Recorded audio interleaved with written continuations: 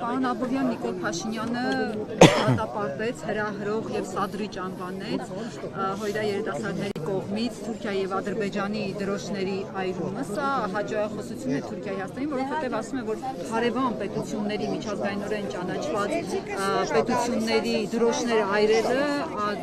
դատապարտելի է եւ անընդունելի է։ Սա տարիներով իրականացվող ակցիա է, չէ՞ հիմա այսպես սրտացա ուրիշների դրոշների նկատմամբ։ Շատ պարզ պատճառով ես չէի սևեռվի կոնկրետ այս դրվագի վրա, մենք պետք է դիտարկենք իրավիճակը ընդհանուր, տեսլականի ներքո, որը պետք է ցավով արձանագրել, թե քաղաքագիտական առումով, թե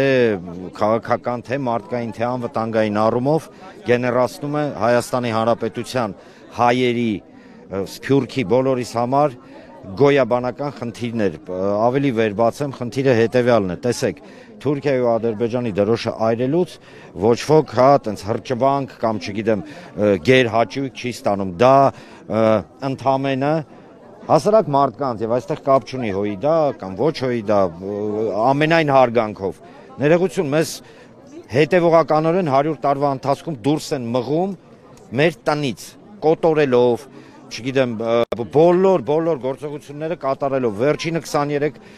թվականի սեպտեմբերի 19-ին է ես հասկանում եմ որ գոյություն ունի օրինակ իշխանական տեսլական գնալ եւ բարելավել Թուրքիայի եւ Ադրբեջանի հետ հարաբերությունները բայց մենք պետք է շատ հստակ եւ պարզ ֆիքսենք հետեւյալը որ Թուրքիան եւ Ադրբեջանը բարելավման եւ խաղաղության տեսլականի ներքո տեսնում են արևմտյան Ադրբեջան եւ հայերի բնաջնջում հիշեցնեմ միգուցե մոռացել է իշխանությունը նույն Էրդողանը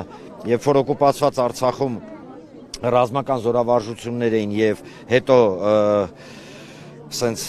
զրահանդես էր մի հայտարարություն արեց որը չգիտես ինչու այս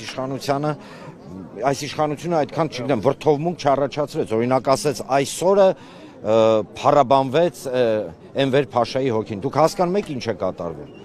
գիտեք այո փառավորվեց կարելի է անտեսել ուշադրություն չդարձնել ասել դե լավ անցավ գնաց չէ դե լավ անցավ գնաց ասեմ ավելին այստեղ խնդրում եմ խոսքը չընկալել որպես լոկ քննադատական անդիմություն իշխանություն ոչ դա չի խոսքը նրանումն է խնդրում եմ մենք սա ֆիքսենք բոլորս շատ ուշադիր միգուցե հայտնվեն մարդիկ ովքեր տեղեկատվական տերորից ուղակի խելագարված որոշեն ասեն դե լավ եկեք մոռանանք ցեղասպանություն մոռանանք պանջատիրական իրավիճակով եկեք մոռանանք որ Արցախում կոտորած էր եկեք մոռանանք որ Հայաստանի Հանրապետության տարածքները օկուպացված են եկեք մոռանանք որ չկա գետ մեկ գյուղ կամ քաղաք Հայաստանում որի վրա թուրքը իր կեղտոտ երախը չի բացում այսօր թուրքի նկատի ունեմ ենթաթուրքերին ադրբեջանցիներին այդ ամեն ինչ կարող եք մոռանալ բայց հիշեք մի բան թուրքը դա չի մոռանալու Թուրքը չի մոռանալու, որ մտել է մեր ու մանուկ մորթելով անպատիժ է մնացել։ Եվ դա ըստ էության հրավեր է Թուրքիայի ու Ադրբեջանին հրավեր ուղիղ իմաստով, որ գիտեք ամեն ինչ կարելի անել, ասեմ ավելին մեկ ամիս առաջ Սիրիայում զանգվածաբար կոտորվեցին ալավիները, զանգվածաբար կոտորվեցին թուրքերի եւ թերքամետ խմբավորումների կողմից, աշխարհը փուլ եկավ, աշխարհը փլվեց, ինչ-որ բաներ եղավ, Թուրքիայի հանդեպ սանկցիա գոնե մի հատ պուճուրիկ մտցրեցին,